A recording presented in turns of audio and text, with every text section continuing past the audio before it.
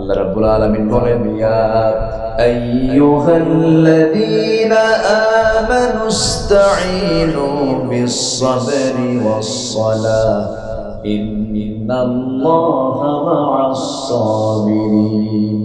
জোরে বলুন আল্লাহু আকবার। ঈমানদাররা, তোমরা আমার কাছে সাহায্য চাইবে সবর এবং সালাতের মধ্য দিয়ে, আর জেনে রেখে দিও আমি আল্লাহ ধৈর্যশীলদের সাথে সর্বক্ষণ আছি। ধৈর্য হারা ব্যক্তির সঙ্গে আমার কোনো সম্পর্ক নাই। আমার বন্ধুগণ, ধৈর্য আগে দরকার। দেখবেন বিয়ে করেছে, ধৈর্য নাই, সকালেও তালাক দেয়, বিকেলেও তালাক দেয়, আবার সংসারও করে। এমন সংসার বুঝি যশোর জেলায় নাই। আসতে বলবেন না, আছে না নাই? খালি তালাক, খালি তালাক।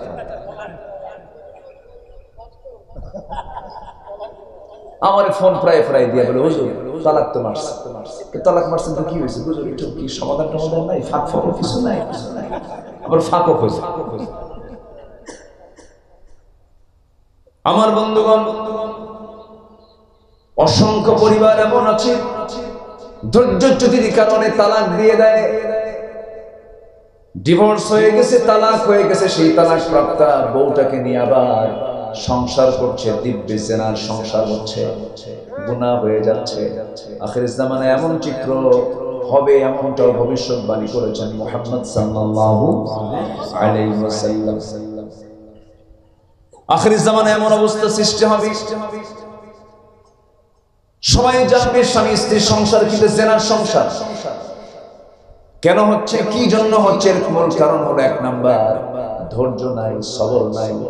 স্বামী স্ত্রীর মধ্যে গন্ডগোল হয়েছে। ধৈর্যের পরিচয় সবচেয়ে বেশি দিবে কে? স্বামী না বউ? আমাকে শুক্রা কে বলেন, বলেন বেশি পরিচয় কে দেবে? স্বামী দেবে। কারণ আল্লাহ রাব্বুল আলামিন মেয়েদেরকে পুরুষের চাইতে জ্ঞানের ঘাটতি দিয়ে দুনিয়াতে পাঠিয়েছেন। তাদের মধ্যে দুটো ঘাটতি আছে, একটা হলো জ্ঞানের ঘাটতি, আর একটা হচ্ছে আমলের ঘাটতি। ইবাদতের ঘাটতি দিয়েছেন, জ্ঞানের ঘাটতি দিয়েছেন। আমার দেশের মুরব্বীরা প্রায় বলতেন, এখন এই কথাগুলো শোনা যায় না, 16 বছর পর মহিলার দেশ চালিয়েছে। মুরব্বীরা বলতেন মেয়েদের বুদ্ধি হলো হাঁটুর নিচে, নাকি জানি বলতেন না, ঠিক কই না, বাড়িতে বউ আছে, আস্তে আস্তে আস্তে হ্যাঁ জায়গা হবে না। কিন্তু তা নয়। আল্লাহ তাআলা নারীকে সম্মান দিয়েছেন, মর্যাদা দিয়েছেন। তবে আল্লাহ রাব্বুল আলামিন নারীদেরকে, রাসূল নিজে বলেছেন, তোমাদের কিছু ইলমের ঘাটতি আছে, জ্ঞানের ঘাটতি আছে, ইবাদতের ঘাটতি আছে। এই ঘাটতি পূরণ করার জন্য তোমরা বেশি বেশি করে দান করো।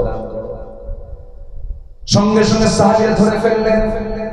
মহিলা সাহাবীরা আড়াল থেকে বলছেন, ইয়া রাসূলুল্লাহ, জ্ঞানের ঘাটতি কি, ইলমের ঘাটতি কি, আর হচ্ছে আমাদের ইবাদতের আমলের ঘাটতিটা কি, একটু আমাদেরকে শিখিয়ে দেন। রাসূল বললেন, জ্ঞানের ঘাটতি হলো সাক্ষীর যখন প্রয়োজন হয়, পুরুষ একজন হলেই হয়, কিন্তু নারীর লাগে কয়জন? দুজন। তাহলে একজন পুরুষ সমান নারী দুজন। এরপরে তোমাদের আমলের ঘাটতি হলো, পুরুষ মানুষ সারা মাস তারা, সারা বছর, সারা জীবন তারা ইবাদত করতে পারে, নামাজ থেকে তারা মাহরুম থাকতে পারে না। নামাজ তাদের জন্য বাধ্যতামূলক। কিন্তু হাজারো তোমরা চেষ্টা করো না কেন, মাসের একটা নির্দিষ্ট সময় পর্যন্ত তোমরা নামাজের মতো ফরজ এগুলো আদায় করতে পারো না। 3 থেকে 10 দিন পর্যন্ত হতে পারে। এটা তোমাদের আমলের ঘাটতি। আমার বন্ধুগণ, এই যে নারীদের জ্ঞানের ঘাটতি আছে, জ্ঞানের পূর্ণতা আছে, জ্ঞানের যে একটা শর্টনেস আছে, এটা দেওয়ার পিছনে একটা হিকমত আছে। কারণ নারী পুরুষের জ্ঞান যদি সমান হয়, নেতৃত্ব দিতে গেলে মারামারি লাগবে। আস্তে কর, ঠিক কিনা বলেন? পুরুষের গায়ের শক্তি বেশি না নারীর গায়ের শক্তি বেশি? অনেকে খুশি হুজুর আমার বউয়ের গায়ের শক্তি বেশি, কিন্তু গড় এভারেজে বলছে।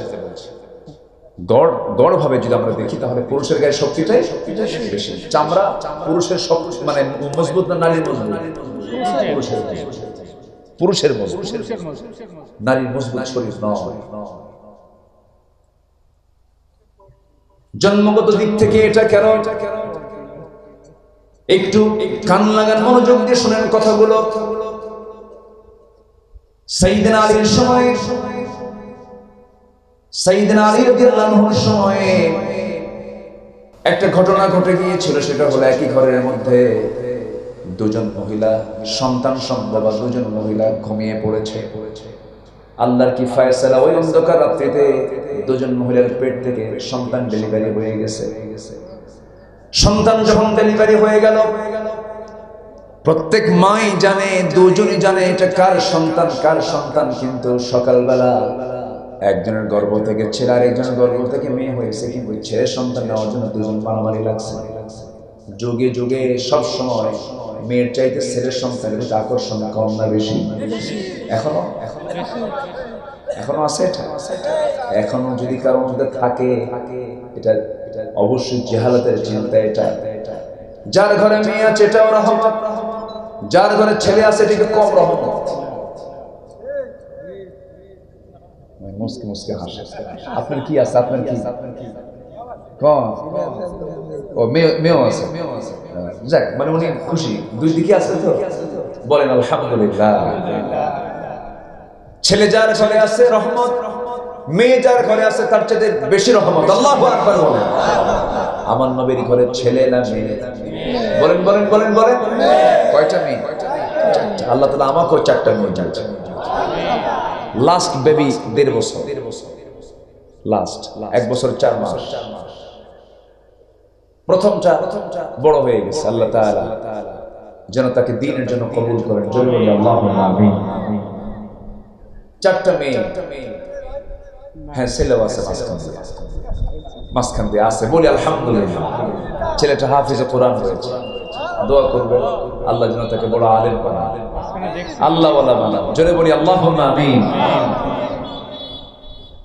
তো মেয়ে যার ঘরে আছে, বরকত তো তার ঘরেই আছে।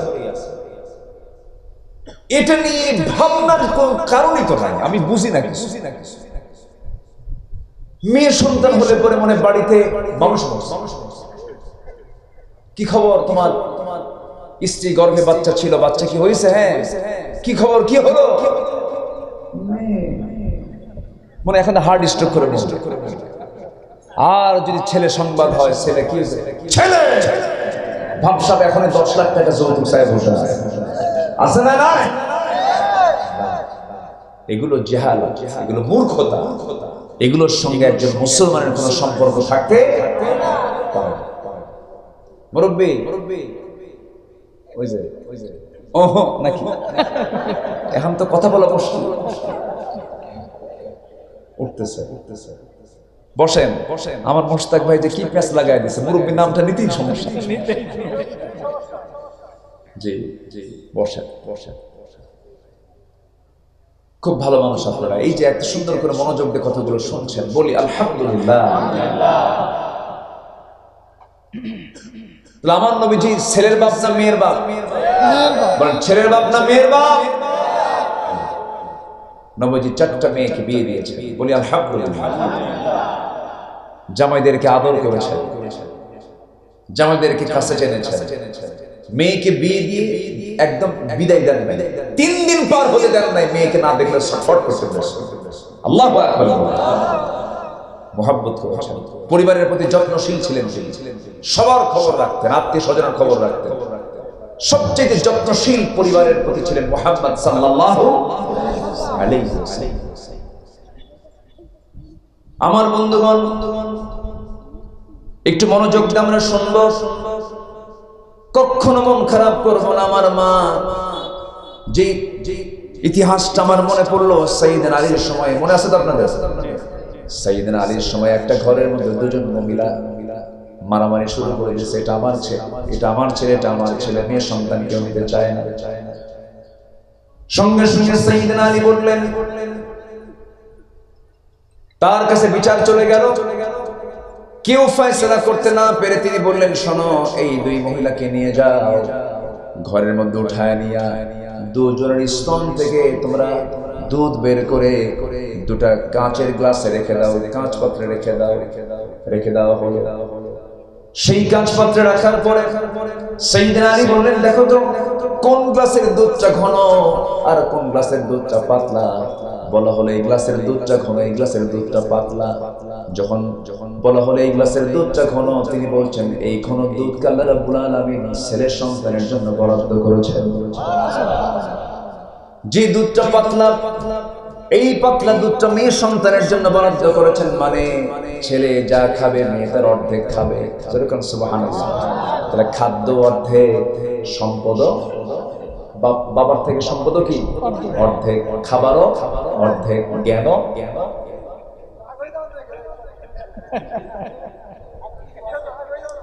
কি প্যাঁচ লাগতেছে, প্যাঁচ লাগাই দিচ্ছে নাকি আমি? এটা বাস্তব। যে